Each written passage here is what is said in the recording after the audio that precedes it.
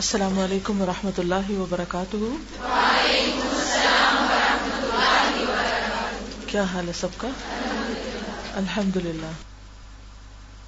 کل کا دن کیسا گزرا آج تک قرآن کے نور سے؟ کون سی بات یاد رہی؟ کون سی بات ذہن میں بار بار آتی رہی؟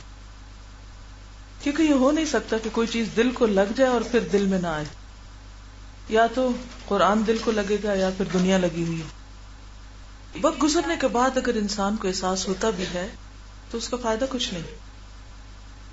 اس وقت اس نے کہا یا لیتنی لم اشرک بربی احدا، لیکن جو نقصان ہونا تھا وہ تو ہو چکا۔ اگر دنیا میں بھی انسان اس بات کو ریئلائز کر لے تو بہت بہتر، ورنہ قیامت کے دن تو پھر صرف حسرتیں ہی ہوں گی یوم الحسرہ پہ۔ لانگ ٹرم پلاننگ کی بات آئے تو وہ ہمارے سامنے آخرت ہی ہو۔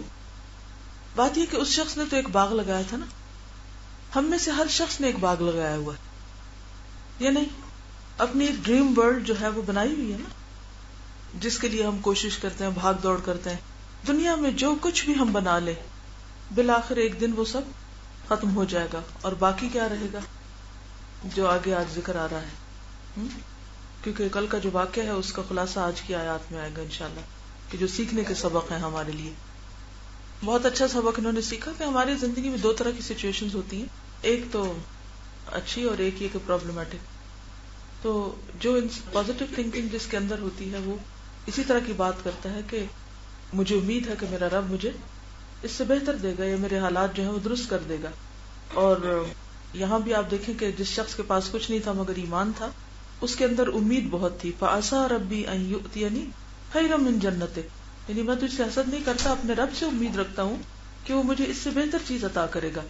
اور دوسری کیفیت میں جو مومن ہوتا ہے جب اس کے پاس کوئی نعمت ہوتی ہے تب بھی وہ ڈرتا رہتا ہے، اس کے اندر عاجزی رہتی ہے، اور وہ کیا کہ کہیں جو کچھ ہے میرے پاس وہ چھن نہ جائے۔ کیونکہ دوسرا اس کا حصہ کیا ہے جملے کو، وَيُرْسِلَ عَلَيْهَا حُسْبَانًا مِّنَ السَّمَاءِ فَتُصْبِحَ صَعِيدًا زَلَقًا، یعنی دونوں چیزیں آ سکتی ہیں کیونکہ ہر چیز کا مالک اور قادر اللہ سبحانہ وتعالی ہے۔ تو کہنے کا مطلب یہ ہے کہ جو کچھ بھی ہمارے پاس ہے وہ بطور انعام نہیں، بطور امتحان ہے۔ جو کچھ بھی ہے ہمارے پاس، یا ہم جس بھی حالت میں ہیں، اچھی حالت میں ہیں تو وہ بھی امتحان ہے، اور اگر تکلیف دہ حالت ہے تو بھی امتحان ہے۔ دیکھا یہ جائے گا کہ ہم کرتے کیا ہیں۔ یعنی ایمان جو ہے وہ خوف اور امید کے بیچ میں ہے۔ یہاں صاحب کا لفظ آتا ہے نا، جس سے پتہ چلتا ہے کہ وہ دونوں کولیگز تھے یا ساتھی تھے یا دوست تھے، وٹ ایور، صاحب سے آپ اندازہ لگا سکتے ہیں۔ تو جب ہمیں ایسے دوستوں سے واسطہ پڑتا ہے جو مثلاً آخرت کو نہ مانے، یا ان کو آخرت کے بارے میں ڈاؤٹس ہوں، یا دین کے بارے میں، یا قرآن کے بارے میں، یا اپنے انجام کے بارے میں، تو ہم کس طرح سمجھاتے ہیں اس کو، یا ہمیں کس طرح سمجھانا چاہیے؟ یعنی ہمارے پاس کیا طریقہ ہونا چاہیے؟ تو آپ دیکھیے کہ اس کے انداز میں خیرخواہی بھی ہے اور اس کے ساتھ یہ کہ دلیل بھی ہے، اور یہ دراصل اس کا اپنا کردار بول رہا ہے، اس کی اپنی سوچ بول رہی ہے۔ دیکھیں نا، فَعَسَىٰ رَبِّي إِن تَرَنِي، پہلی بات تو یہ بہت ہی اچھا پوائنٹ ہے یہاں، یہ بہت سیکھنے کی بات ہے ہم سب کے لیے، اگر ہم اس اینگل سے اس رکوع کو دیکھیں کہ ایک شخص دوسرے کی خیرخواہی کس طرح کر سکتا ہے۔ اور ایک حقیقت ہے کہ ہمیں ایسے ہی لوگوں سے سوسائٹی میں واسطہ پڑتا رہتا ہے نا، یا نہیں؟ تو ہمارا رویہ کیا ہوتا ہے، ہم ان کے ساتھ کیا معاملہ کرتے ہیں؟ یا تو ان کی نعمتیں دیکھ کر حسرتیں کرنے لگتے ہیں، ریجھنے لگتے ہیں، اور ہم سمجھتے ہیں کہ یہ ہم سے زیادہ ہدایت یافتہ ہیں اس لیے ان کو دنیا زیادہ مل گئی، لہٰذا ہماری کوشش ہوتی ہے کہ ہم بھی کسی نہ کسی طرح ویسے ہی بن جائیں۔ یا پھر یہ ہے کہ اپنی نیکی کا اور اپنے تقوی اور عبادت کا بڑا زوم ہونے لگتا ہے، اور اس زوم میں ہم دوسرے کو حقیر سمجھنے لگتے ہیں۔ تو درست طریقہ کیا ہے جو یہاں بیان ہوا ہے؟ سب سے پہلی بات تو آپ دیکھیے کہ اکفرت بالذی خلقک من تراب، سوال کرتا ہے، بظاہر انوسنٹ لیکن کتنا ڈیپ کوسچن ہے۔ مثلاً اگر آپ کا واسطہ کسی ایسے شخص سے پڑے جو اللہ کو نہ مانتا ہو تو کیا دلیل دیں گے اس کو؟ اکفرت بالذی خلقک من تراب ثم من نطفہ ثم سواک رجلا۔ سمجھ آ رہی ہے بات یا نہیں آ رہی؟ ترجمہ اگر پکا ہونا تو پھر ہر وقت ترجمہ کرنے کی ضرورت نہیں، تو ذرا جلدی ہو جائے گی بات۔ آواز ابھی بھی ٹھیک نہیں ہے جی۔ سوچئے کسی کے بارے میں، کوئی کبھی واسطہ پڑا، کبھی کسی ایسے شخص سے واسطہ پڑا جو اللہ کی طرف نہ آ رہا ہو، یا اللہ سبحانہ وتعالیٰ کو وہ مقام نہ دیتا ہو، یا اس کی زندگی میں اللہ سبحانہ وتعالیٰ کی وہ اہمیت نہ ہو؟ ہے کوئی آپ کے جاننے والوں میں، کوئی گھر والوں میں، کوئی رشتہ داروں میں، کوئی دوستوں میں، کوئی معاشرے میں، کوئی سوسائٹی میں کوئی ایسا شخص؟ تو ان کو کہاں سے پکڑنا چاہیے؟ دوسروں کی ویکنیسز نہیں تلاش کریں، لمبا سا لیکچر دیں، واعظ و نصیحت کریں، دلائل کی بھرمار کر دیں، خوب نصیحتیں کریں، کوسچن کریں، سوچ جگائیں. السلام علیکم. میرے گھر کچھ کل ایسا واقعہ ہوا تھا کہ پہلے بھی میری ان لوگوں سے ملاقات ہوتی رہتی ہے. ان کا تھوڑا عقیدہ یہ ہوتا ہے کہ it's enough to be a good person, they are very good people. تو پہلے مجھے سمجھ نہیں آتی میں ان کو کیسے جواب دوں. کل کا یہ لیسن پڑھا ہوا تھا نا، تو ایک تو مجھے بہت زیادہ جس چیز سے مجھے کیا ہوا تھا کہ قرآن از دا امبوڈیمنٹ آف ٹروتھ. تو سارا ٹروتھ اسی میں ہے، سارے آنسر اسی میں ہے. تو جو انہوں نے اس طرح کی تو بات کرنی شروع کی، بلکہ انہوں نے یہ کہا کہ اچھا آپ قرآن پڑھتے ہیں اور لکھتے ہیں. میں قرآن کیسے پڑھتی ہوں کہ وداؤٹ فیتھ پڑھنا چاہتی ہوں، کہ صرف اس میں یہ دیکھنا چاہتی ہوں کہ کیجول آبزرور کے لیے اس میں کیا ہے. تو مجھے سمجھ نہیں ہے کہ میں اس بات کا کیا جواب دوں. ویسے بھی اس کی بہت ڈیٹیلس میں نہیں پڑھنا چاہیے، it's enough to be a good person. تو اس وقت میرا سرونٹ جو ہے وہ چائے لا رہا تھا ان کے لیے. وہ چائے دیکھنے چلا گیا. تو اس کے بعد میں نے کہا کہ میرا servant he is a very good person, اور لیٹ سے کہ وہ صبح جاتا ہے، سارے لوگوں کی بہت ہیلپ کرتا ہے، بہت کام کرتا ہے، میرا ایک بھی کام نہیں کرتا. اور رات کو وہ آتا ہے گھر کو، کیا میں اس کو شاباش دوں گی، یا پورے مہینے کے بعد آئے اور مجھ سے تنخواہ مانگے تو میں اس کو دینی چاہیے مجھے. تو ان کو بات بالکل یہ سمجھ نہیں آئی کہ یہ اس سے ریلیٹ میں کر رہی ہوں. ان کو لگا کہ یہ ٹوٹلی ارریلیونٹ بات ہے. میں نے کہا کہ آف کورس نہیں، اس کا پہلا فرض یا پہلی ڈیوٹی تو آپ کے ساتھ ہے. میں نے کہا پھر ہم کس سلیو ہیں؟ بس صرف اتنا ہی کام ہے، کوئی اور لیکچر نہیں دینا پڑا. اینڈ دے ور کوائٹ، بالکل کوئی دلیل نہیں تھی اس کے بعد کہ ہم اللہ کی سلیو ہیں. اور پھر میں نے ان کو صرف اتنا بتایا، ان کا قرآن ہی کے ورڈز ہے کہ انتم الفقراء الی اللہ، وی آر بیگرز بفور اللہ. We cannot dictate our own ideas and our own. تو بات یہی ہے کہ اکفرت بالذی خلقک من تراب ثم من نطفۃ ثم سواک رجلا. اور پھر اس کو اس کے حال پہ چھوڑ دیا اور کہا لکنہ اللہ ربی. تم نہیں مانتے تو نہ مانو، لیکن وہ اللہ میرا تو رب ہے، میں تو مانتا ہوں اس کو، مجھے تو اس پہ فخر ہے. کیونکہ جب ہم خود ویک پڑ جاتے ہیں نا، جب ہم خود اپنے آپ کو اللہ سے ایسوسیٹ نہیں کرنا چاہتے، جب ہم اس کو حقیقی معنوں میں اپنا رب نہیں ماننا چاہتے، تو پھر مشکل پیش آتی. کیونکہ جب کنوکشن اپنے اندر ہو تو کنونس کرنا بھی آسان ہوتا ہے. لکنہ اللہ ربی ولا اشرک بربی احدا. اور یہی پھر اس نے آخر میں یہ جو بات تھی نا ولا اشرک بربی احدا، یہ اس نے پکڑ لی، اس کے دل کو لگ گئی، اگرچہ بظاہر وہ نہیں بھی مان رہا تھا. اسی لیے آخر میں وہ نتیجہ کیا نکالتا ہے؟ وَيَقُولُ يَا لَيْتَنِي لَمْ أُشْرِكْ بِرَبِّي أَحَدًا. اس کا شریک کون تھا؟ باغ، مال، دنیا. اس کا سہارا دنیا تھی. اور جب وہ سہارا ٹوٹا تو اس کو یاد آیا کہ کاش میں دنیا کو سہارا نہ سمجھتا. جس باغ کی وجہ سے، جس مال کی وجہ سے میں اتنا اکڑ رہا تھا، جس پہ مجھے اتنا گھمنڈ تھا، وہ اس قابل نہ تھا. کس قدر کتنی بڑی بھول ہے نا کہ اصل کو بھول کے ہم نقل کے پیچھے دوڑ رہے ہیں.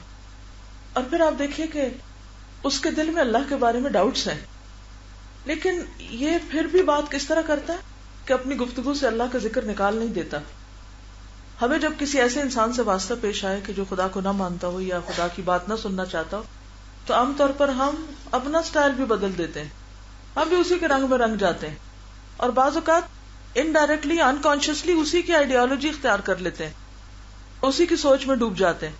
لیکن اس نے اپنی آئیڈینٹی برقرار رکھی. اور اگلی بات اسے کیا سمجھاتا ہے جو خیر خائی پر مبنی تھی کہ وَلَوْلَا إِذْ دَخَلْتَ جَنَّتَكَ قُلْتَ مَا شَاءَ اللَّهُ لَا قُوَّةَ إِلَّا بِاللَّهِ. پھر آپ دیکھیے کس سے جوڑ رہا ہے، کس کی بات کر رہا ہے؟ اللہ کی، کہ جو کچھ تجھے ملا ہے اسی نے دیا ہے اصل میں، تو اسی کا شکر ادا کرو.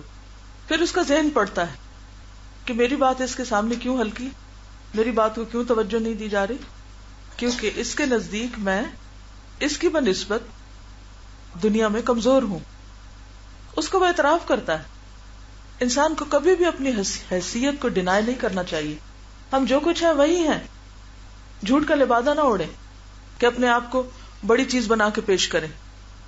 کیونکہ بعض اوقات ایسا ہوتا ہے نا کہ ہم سمجھتے ہیں کہ کسی کے ساتھ کسی کا مقابلہ کرنے کے لیے ہمیں ہر حال میں اس کے لیول پر آنا ہے. یعنی اگر ہم اتنے مالدار جب تک نہیں ہوتے اس وقت تک ہم اس سے بات نہیں کر سکتے. تو بات یہ کہ یہ تو کوئی کرائیٹیریا نہیں. اسے کہتے ہیں ان طرح نہیں آنا اقل من کا مالم و ولدا. یہ اس نے کہاں سے نکالا تھا؟ یہ بات اس نے کہاں سے ڈیڈیوس کی تھی؟ کیونکہ اس شخص نے کہا تھا نا اپنی بات میں انا اکثر من کا مالم و اعز نفرا. اور لوگوں کی باتوں میں ایسے بہت سے جملے ہوتے ہیں کہ جس میں وہ دوسروں کی تحقیر کر رہے ہوتے ہیں اور اپنی بڑائی بیان کر رہے ہوتے ہیں اس نعمت کی بنا پر جو اللہ نے ان کو امتحان کے لیے اس دنیا میں دی ہے. تو کہتا ہے انا اکثر من کا مالم و اعز نفرا.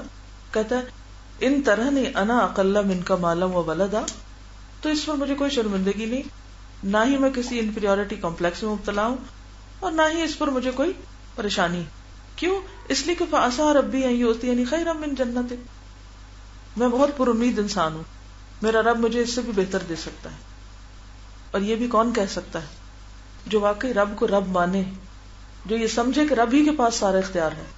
ہمارا حال کیا ہوتا ہے جب ہمارے پاس کوئی چیز نہیں ہوتی یا ہمارے مقابلے میں کسی دوسرے کے پاس وہ زیادہ ہوتی, عموماً دنیا, تو ہمارے دل کی حالت کیا ہوتی ہے اس کے سامنے؟ کسی ایسے شخص سے ملاقات ہو جائے جس کے پاس آپ کو پتا ہے کہ بہت مال و دولت ہے یا بہت کچھ دنیا کا حصہ اس کے پاس ہے, تو آپ کا کانفیڈینس لیول کہاں ہوتا ہے؟ جی لو ہوتا ہے. کس ڈگری تک؟ 0 تک. مومن کو تو ایسے نہیں ہونا چاہیے. مومن کے پاس اس سے بڑی دولت ہے, اور وہ دولت ایمان کی دولت ہے, یقین کی دولت ہے, اللہ سے تعلق کی دولت ہے, اللہ پر توکل اور اللہ کو رب ماننے کی. کیوں کہتا ہے نا هو اللہ ربی؟ کیونکہ انسان مال و دولت پر بھروسہ نہیں کرتا, وہ اپنے رب پر کرتا ہے, اور رب مال و دولت سے بڑی طاقت ہے. جب یقین میں کمی ہوتی ہے, ایمان میں کمی ہوتی ہے, تو پھر یہ کیفیت ہوتی ہے, پھر انسان ان ظاہری چیزوں سے متاثر ہوتا ہے. صحابہ کرام کے بارے میں آپ سب جانتے ہیں کہ جب صحابہ ایران کے بادشاہوں کے پاس گئے, روم کے بادشاہوں کے پاس گئے, تو ان کی کیفیت کیا تھی؟ کس لباس میں گئے, کس حالت میں گئے, کن کیفیات میں گئے؟ سب واقعات پڑھے ہوئے نا آپ نے. کسی کو کچھ یاد ہے؟ کوئی واقعہ یاد ہے؟ تاریخ کا بڑا اہم واقعہ ہے, اگر آپ کو پوری طرح یاد ہے. حضرت عمر رضی اللہ تعالیٰ عنہ نے ایک بہت خوبصورت جملہ بولا تھا. انہوں نے کہا تھا کہ جو عزت مجھے اسلام کی وجہ سے ملی ہے میرے لیے وہی کافی ہے. یعنی کہ لباس اور ظاہری جو وہ شان و شوکت, بیوٹیفیکیشن, اس سے مجھے کوئی عزت نہیں ملی, جو مجھے ملی ہے اسلام کی وجہ سے. اور یہ فیکٹ ہے کہ وہ کہتے ہیں کہ کیسے روم اور یہ سارے جو بادشاہ تھے یہ اپنے محلوں میں ان کے ساتھی بتاتے تھے کہ حضرت عمر کا صرف نام لیا جاتا تھا رضی اللہ تعالیٰ عنہ کا, تو وہ کہتے تھے کہ آپ کے نام کی حیبت سے ہمارے قصر کے ایوان جو تھے لرز اٹھتے تھے. اسی لیے وہ کہتے تھے اسلام کی بدولت جو عزت بھی وہی کافی. اب دیکھیے ایک وقت ہوتا تھا کہ جب لوگ کردار کی وجہ سے پہچانے جاتے تھے. مسلمان جو تھے وہ اپنے کردار کی وجہ سے پہچانے جاتے تھے, اور اب پورا پیراڈائم شفٹ ہو گیا ہے اور سارا فوکس شخصیت پر, پرسنالٹی. پرسنالٹی کا مطلب کیا ہے؟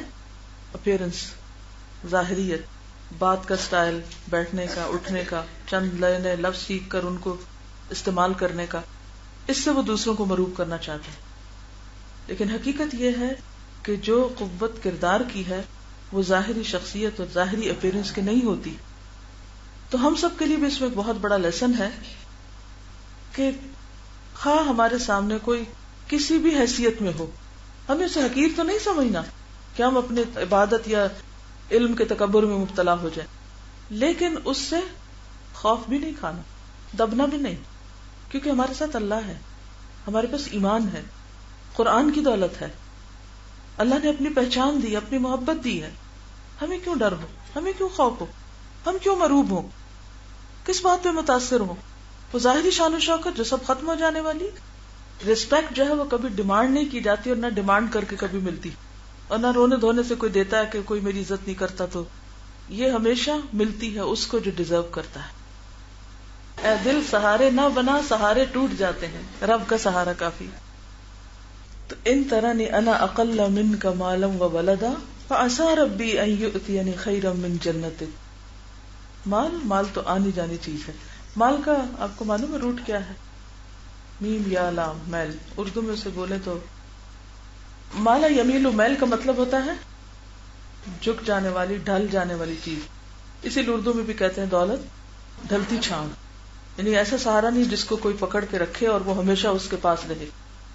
تو اس لیے کسی کی بھی عزت صرف اس کے مال کی وجہ سے نہ کرے. لیکن جب وہ پوری سوچ تبدیل ہو جاتی ہے نا، جب ہم مٹیریلسٹک اپروچ ہو جاتی ہے، تو پھر ہم کیا کرتے ہیں کہ صرف اسی کو سردار بنا لیتے ہیں جس کے پاس مال ہو، خواہ عقل کی رتی بھی نہ ہو. فَعَسَىٰ رَبِّي أَن يُؤْتِيَنِي خَيْرًا مِّن جَنَّتِكَ وَيُرْسِلَ عَلَيْهَا حُسْبَانًا مِّنَ السَّمَاءِ.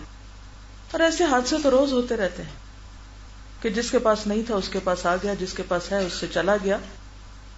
او یصبح ماؤها غورا فلم تستطیع له طلبا. اور پھر نتیجہ بھی یہی ہوا، اس شخص کی بات حرف بحرف درست ثابت ہوئی، اس کا گمان سچ ثابت ہوا. وحیط بثمری، آ گئی مشکل. فاصبح یقلب کفیہ، پھر صرف حسرتیں اور ندامتیں تھیں. علی ما انفق فیہا وہی خاویۃ علی عروشها ویقول یا لیتنی لم اشرک بربی احدا. یہ جو اس کا کہنا تھا، اعتراف تھا، یا لیتنی لم اشرک بربی احدا، یہ کس وجہ سے تھا، کس کی کوشش کے نتیجے میں تھا؟ یہ پچھلی جو تبلیغ تھی اور پچھلی جو، اس سے یہ بھی پتہ چلتا ہے کہ کبھی کسی سے مایوس نہ ہو. کوئی پتہ نہیں کب کس کو کون سی بات سمجھ آ جائے اور وہ اس کے دل کو لگ جائے، اس کے دل میں اتر جائے اور وہ دنیا میں ہی اپنی غلطی کا اعتراف کر لے. ہم پر تو یہی فرض عائد ہوتا ہے اور یہی دوستی کا حق ہے. عام طور پر کیا کیا جاتا ہے کہ دوست کی ہر صحیح غلط بات کی بات میں ہاں ملا دی جاتی. تو یہ خیر خواہی نہیں. اور پھر صرف مال نہیں، وَلَمْ تَكُنْ لَهُ فِئَةٌ يَنْصُرُونَهُ، دوست بھی سارے بھاگ گئے. کیونکہ جو دولت کے خوش آمدی ہوتے ہیں اور دولت کی وجہ سے سلام کرتے ہیں یا کسی عہدے کی وجہ سے، وہ پھر ایسے موقعوں پر ساتھ نہیں دیتے، وہ سب سے پہلے چھوڑ کے جاتے ہیں. اور یہاں یہ بات ثابت ہو گئی، هُنَالِكَ الْوَلَایَةُ لِلَّهِ الْحَقِّ، کہ اصل اختیار تو اللہ کے پاس ہے، اصل حکومت تو اس کی ہے. هُوَ خَيْرٌ ثَوَابًا وَخَيْرٌ عُقْبًا، اچھا ثواب، اچھا بدلہ اور اچھا انجام بھی اسی کے پاس ہے. کوئی ہوم ورک دیا تھا میں نے آپ کو، کیا تھا؟ مال کا فتنہ، مال کے بارے میں کچھ پڑھا؟ کس نے پڑھا؟ اور جو ہاتھ کھڑے نہیں ان کو کیا ہوا؟ ان کو یاد نہیں رہا یا بکس نہیں ملی؟ سب سے بڑا فقیر کون ہے؟ جس کے پاس بکس نہ ہو یا بکس تک رسائی نہ ہو، دونوں ہی. میرا نہیں خیال یہ کوئی عذر ہے. آج کی اس دنیا میں نہ کتابوں کی کمی ہے اور نہ ریسورسز کی کمی ہے، تو اپنے جذبوں میں. جب دنیاوی ضرورت میں کچھ مشکل پیش آتی ہے تو ہم یہ تھوڑی کہہ دیتے ہیں کہ وہ ہمیں ملی نہیں چیز. اگر آپ سے پوچھا جائے آج آپ سب نے کھانا کھایا اور آپ کہیں نہیں، کیوں؟ کھانا تو آئی نہیں. نہ ہو تو کیا کرتے ہیں؟ ڈھونڈتے ہیں، بناتے ہیں، مانگتے ہیں، جو بھی کرنا پڑے. بھوکے نہیں رہتے، لیکن چونکہ علم کی بھوک نہیں ابھی نا، علم کی پیاس نہیں، علم کی بھوک نہیں، تو اس لیے پھر کوشش بھی نہیں. تو اگر آج کتابیں نہیں ملی تو کل مل جانی چاہیے. کل کوئی یہ نہ کہے کہ کتابیں نہیں تھی. کیونکہ یہاں فتنہ مال کا ذکر ہے اور مال ہی ایک بہت بڑی آزمائش ہے. آپ صلی اللہ علیہ وسلم نے بھی اپنی امت کو فتنے سے بہت خبردار کیا. جی، ہر امت کی ایک آزمائش ہے اور میری امت کی آزمائش مال ہے. ہمارا عام طور پر نظریہ کیا ہوتا ہے؟ جس کے پاس مال ہوتا ہے ہم سمجھتے ہیں کہ اس سے اللہ خوش ہے، بہت راضی. اور یہ سوچ تو ہارڈلی کبھی آتی. لیکن اگر کسی شخص کو گناہوں کے باوجود زیادہ مل رہی ہے دنیا، تو یہ اس کے لیے اتنا ہی بڑا امتحان ہے. یہ بہت کامن ٹرینڈ ہے کہ اگر کسی کو غلط کام کرنے کے باوجود بھی زیادہ ملے تو سمجھتا کہ رب مجھ سے راضی. اور یہاں بھی اس شخص کا خیال کیا تھا کہ اگر آج ملا ہے تو کل کیوں نہیں ملے گا؟ اسی بھول میں تھا نا. کیا کہا تھا اس نے؟ وَلَئِن رُدِدتُّ إِلَىٰ رَبِّي لَأَجِدَنَّ خَيْرًا مِنْهَا مُنْقَلَبًا. ایسے لوگ پھر آخرت سے بھی، آخرت کے بارے میں بھی مطمئن ہو کے بیٹھ جاتے ہیں. وہاں بھی سب وہ ٹھیک ہے، وہ سب مل جائے گا. مال کی دھن اور مرتبے کی ہوس دین کو اتنا نقصان دیتی ہے جتنا تو بھوکے بھیڑیے بکریوں کے ریوڑ میں گھس کے بھی ہلاکت نہ کرے، اس سے بھی زیادہ. یہاں تھوڑی سی چیز میں سب کے فائدے کے لیے بتا دوں. یہ حضرت انس ہے، جب بھی پڑھیں اس کو انس. اور دوسری بات، اگر مرد راوی ہے تو رضی اللہ عنہ کہیں گے، ہو، اور اگر عورت ہے تو انہا کہیں گے. تو اب دوبارہ پڑھیے اس کو.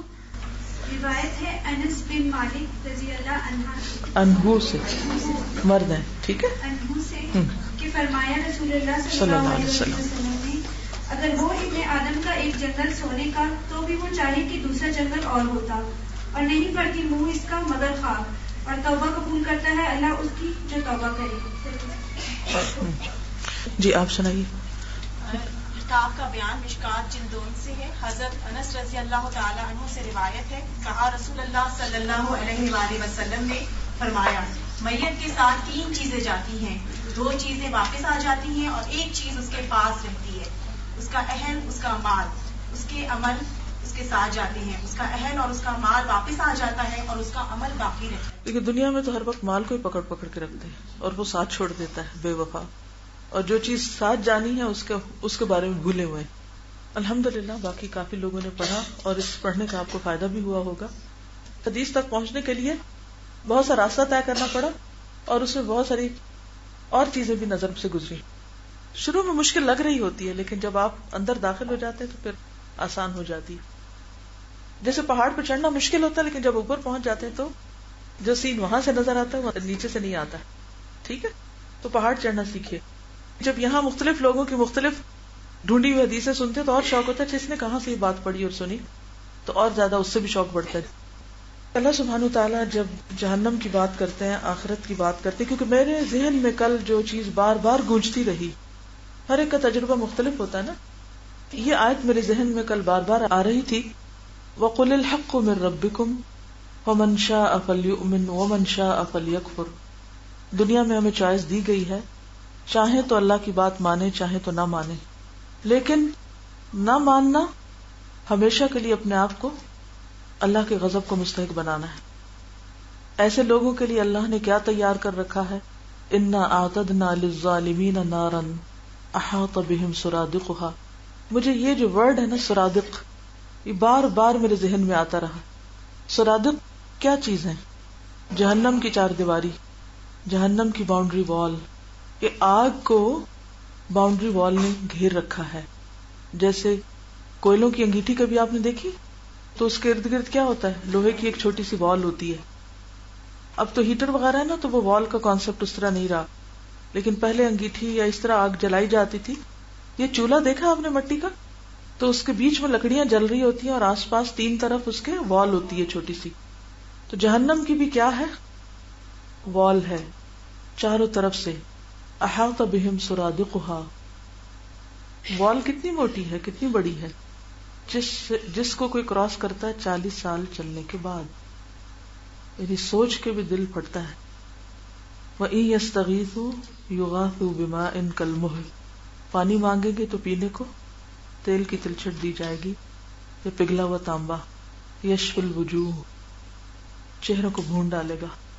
بئس الشراب. بدترین ڈرنک. وساعت مرتفقہ. بدترین قیام گاہ. سوچئے، امیجنیشن. تو ہر شخص نے کچھ نہ کچھ زندگی میں، کبھی کسی نے کوئی کنواں دیکھا ہوگا، کسی نے کوئی ایسی گہری کھائی دیکھی ہوگی، کوئی گڑھا دیکھا ہوگا. تو یہ ساری چیزیں ہم سب کے پس منظر میں آتی رہتی ہیں. اسی طرح یہ ہے کہ آپ مختلف زلزلوں میں یا ویسے عمارتوں کا گرنا دیکھتے ہیں، وہاں آگ لگنا دیکھتے ہیں، جلے ہوئے لوگوں کو دیکھتے ہیں. کیا ہمارے اندر پیشن ہے کہ لوگ جہنم کی آگ سے بچ جائیں، کہ جو ایمان کے بغیر وہ ہمیشہ ہمیشہ کے لیے وہاں ہوں گے؟ جب تک دنیا میں انا نہیں ٹوٹے گی، ہم نہیں ٹوٹیں گے اللہ کے لیے. اصل بات یہ کہ اللہ کی باتوں پر یقین نہیں ہے، اس کو حق سمجھا نہیں ہے.